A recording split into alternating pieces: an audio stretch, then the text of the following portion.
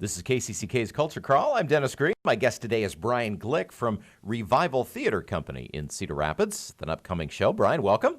Thanks for having me back again. Nice to see you. Grey Gardens. Yeah. I was not familiar with this show, but then I got the little card that gave me the little thumbnail sketch of the plot. Yeah. Oh my God. Yeah. And it's musicalized. Yeah, and it's a musical. Yeah, that's right.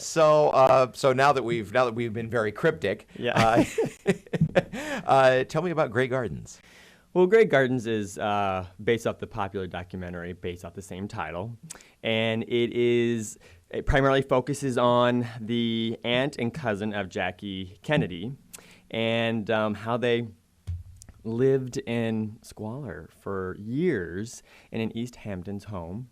And the documentarians, the Maisels, for about 5 to 6 weeks, just follow them around in their day-to-day lives. And what we witness is quite fascinating. If you've watched the documentary, I mean, you've got about 90 minutes of just raw footage of them just, living their day-to-day lives in this home that is literally flying down around them. I mean, we've got multiple cats and raccoons and other rodents and little power to the house and barely any running water, and the Board of Health trying to shut them down. And so it is, I refer to it, it's like watching someone's life through a keyhole. You can't, you can't believe what you're seeing, and then you can't take your eyes off of it.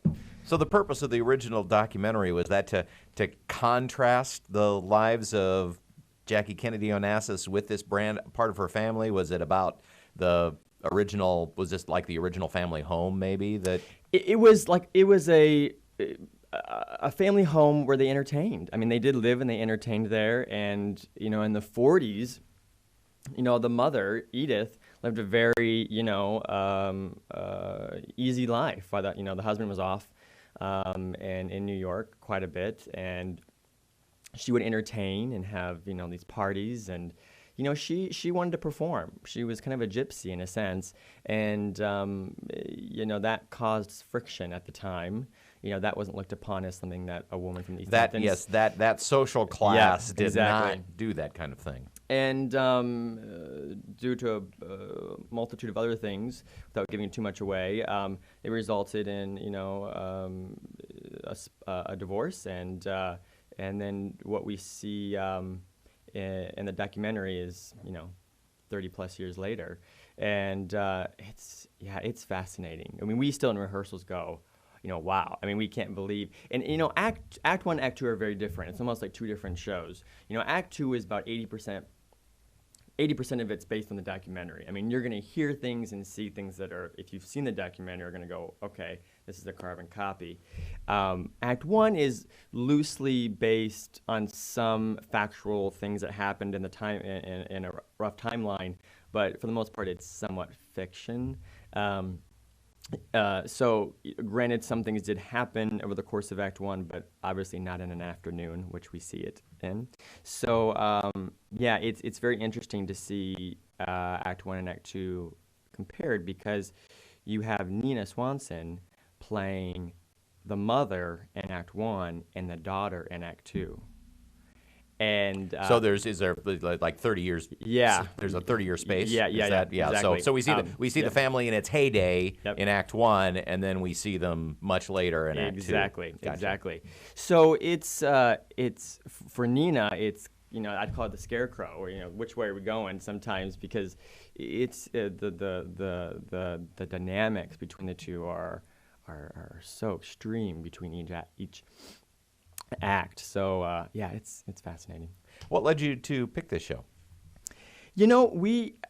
Cameron and I, when we were talking about shows for this year, we were trying to find that show that we call a rare gem, something that we knew was a special but no one had heard of, and it hadn't been done around here, and we couldn't figure out a show. We just were thinking too hard, and then one day a light bulb went off, and we went, oh, Grey Gardens. And we went, oh yeah, and we listened to it again, and we read it and went, okay, this is it. So how did you guys become familiar with it? Did you see it? Did you just read it? I think we were talking about that the other day, and I think for me, I saw it on the Tony Awards performance with Christine Ebersol, and then from there, found out more information and watched it on the documentary and became intrigued.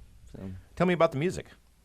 the music is, you know, here's the thing. People, if they know the documentary, they go, it's a musical. You get that. Or people don't know it at all, and you explain what it is, and they go, it's a musical. So you're like, yes. But it works beautifully. And, of course, you can turn anything to a musical today, as we know.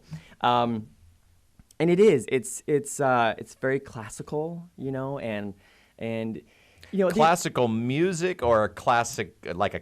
it has like, well, it's very of... stylistic. It has a 40s feel for Act One. A very, you know, you have Gould, her accompanist, playing these old-fashioned tunes on the piano, and so, but it has a classic feel to it, a symphonic feel to it, and then Act Two has an entirely different, you know, feel to the music. Becomes a little more Broadway, and what I think works, if you think about it, is these women were entertainers, or they wanted to be. They wanted to be performers. They were singers. They loved to sing.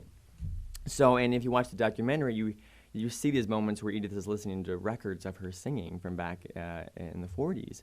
And so to see it turn into a musical, I think makes sense. And when the Maisels set up a viewing, time for them to view the documentary for the first time, it ended, and the Maisels said, well, what'd you think of it? To Edith and Edie said, I loved it, but I wish there was more singing and dancing in it. So we all feel that she would be very happy with the fact, and she did know right before she passed that they were working on a musical version, and was very excited about that. Talking with Brian Glick from Revival Theater Company about the upcoming production of Grey Gardens, opening February 23rd, yes? Yep, to the 26th. One weekend only. One weekend at CSPS Hall. This is our third time being there. And, yeah, we're really excited about it. It's the Iowa premiere, you know, so we're thrilled to be bringing something new, to the state and sharing it with a new audience because, you know, these women, as eccentric as they were and odd, they had a heart of gold. And, you know, what you see in the documentary is very real. I mean, people would ask the Maisels, well, were they acting that way because you had a camera in front of them? But they would comment that when they would walk onto the property every day, they could hear them bickering in the house before they walked in. So it's very real, and the characters have a lot of depth, and you have a lot of empathy for them. You kind of feel for them. It almost sounds like the documentarians saw the reality TV future coming. Yeah. Well, they say like this is like one of the first popular documentaries, and it really set up for what we have today. You know, and because of YouTube, it really took off, and you can view it on there, and now they even have the footage that didn't make the documentary, which is another 90 minutes that you can view, and it's like if you like Hoarders, it's like grab your popcorn, you can't stop watching, and then you add music to it, you know, it's a win-win. Part reality TV, part musical. Exactly. Yep. It's the Grey Gardens, and it's coming up beginning the 23rd of February and then running through that weekend. If people want tickets, how do they get them? Multiple ways. They can go to our website, revivaltheatercompany.com, or directly to artsiowa.com, which is through the Orchestra Iowa box office. Or they can go down to the Orchestra Iowa box office in person and pick up tickets. All right. Well, it sounds like another fascinating, unique premiere show that Revival has brought to the area. So congratulations on that, and good luck with it. Thanks.